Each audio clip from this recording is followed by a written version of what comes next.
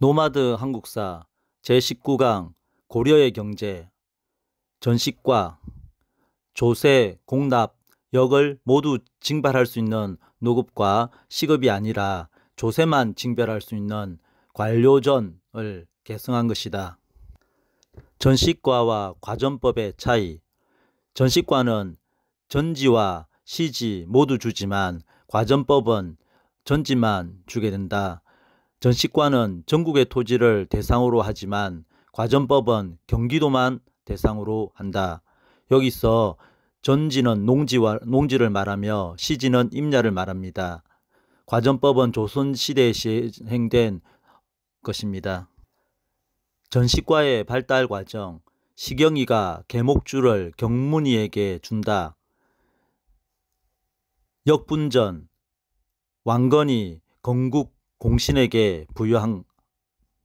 시정전식과 시경, 경종, 인품, 간품을 기준으로 하고 전 현직 관리에게 모두 주는 것이다. 계정전식과 계목, 목종. 여기서는 시정전식과에서 주어지던 인품 기준은 삭제하고 간품과 전 현직 관리에게만 주는 것이다. 경정전식과 경문, 문종. 관품 기준과 현직 관리에게만 주는 것이다. 전식과의 종류.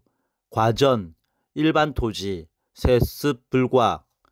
공엄전, 문종, 세습 가능, 영업전이라고도 한다. 엄서제와 마찬가지로 5품 이상에게만 준다. 엄서제는 성종 때 완성되었다. 외역전, 세습이 가능한 영업전이고 향리에게 준 토지이다. 군인전, 세습이 가능한 영업전이며 군인에게 준 토지이다. 내장전, 세습이 가능한 영업전이며 왕실의 토지이다. 고려의 수치체제. 전세, 공납, 역으로 알아보겠다. 전세는 다른 말로 조세이고 토지의 비옥도에 따라 3등급, 토지 소유자에게 생산량의 10분의 1을 부과하는 것이다. 공납은 호 단위로 지방의 특산물을 수치하는 것이다. 규칙적으로 내는 상공과 특별할 때 불규칙적으로 내는 별공으로 구분된다. 상공, 별공. 역은 노동력을 징발하는 것이다. 16세에서 59세의 남자에게 부과되는 것이다. 역은 군역과 요역으로 구분되며 노비는 면제된다. 경시서라는 상인 감독기관이 고려에 있었다. 고려시대 교통의 중심지 역할을 한 원이라는 것이 있었다. 사찰이 원을 관리하였다. 고려의 합해. 의천, 문종의 아들이자 숙종의 동생이고 해동 천태종을 창시하였다. 고려시대에는 성종 때 철전인 권원중보가 있었다. 성종은 엄서제를 완성하였다. 권원중보는 우리나라 최초의 합해이다. 성종.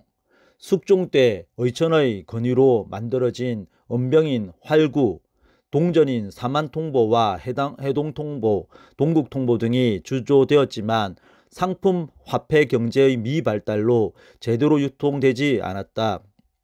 화폐 발행은 정부가 경제를 장악하기 위한 수단으로 쓰인다. 여기서 의천의 건의로 주전 도감이라는 것이 만들어진다. 은병은 한반도의 모양으로서 고액건이다. 동전으로는 사만, 해동, 동국, 사만, 해동, 동국 통보가 있다. 조선 후기가 되었어야 이항법의 발달로 상품화폐 경제가 발달하게 됨으로써 비로소 엽전으로 불리는 상평통보가 전국적으로 유통되게 된다. 연나라 명도전, 진나라 발량전, 한나라 오수전, 연명 반진, 오한 몽골 침입으로 광화도로 전도했을 때 간척 사업이 활발하게 이루어졌고 고려 말 문익점이 목화 재배에 성공하게 되고 조선 초기에 목화로 만든 무명 재배가 활발하게 된다. 수공업에 대해서 알아보자. 고려 전기는 국가 통제가 강하였으며 그래서 관청 수공업, 소수공업이 발달된다. 조선 전기도 관영 수공업이 발달하게 된다. 관청, 소수공업. 고려 후기 사원 수공업, 민영 수공업이 발달한다. 조선 후기도 민영 수공업이 발달하게 된다. 소수공업은 270여 개가 고려시대에 있었다. 바다를 통해 개경으로 운반하기 쉬운 전라도와 충청도 중심으로 있었다. 도자기소, 종이소, 먹소, 차소 등 생산하여 국가의 곡물로 바쳤다. 도자기, 종이, 먹차, 도자기, 종이, 먹차, 도자기, 종이, 먹차. 대외무역에 대해서 알아보자. 송가 가장 활발하게 대외무역이 이루어졌는데 북송시대에는 등조우, 북송은 등조우, 남송시대에는 민저우에서 무역활동이 이루어졌다. 북송 등조우, 남송 민저우. 거란 여진 일본과도 활발한 무역이 있었다.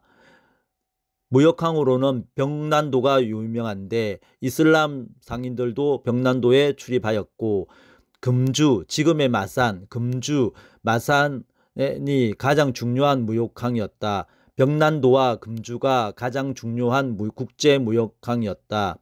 통일신라의 국제무역항은 영울당, 영암, 울산, 당황성, 영울당, 영암, 울산, 당황성이 있다. 송에게 수출한 것은 금, 은, 나전칠기, 화문석 등 원료지향, 노동력 집약적인 상품이었고 송으로부터 수입한 상품은 비단, 약재, 서적 등 자본, 기술 집약적이었다.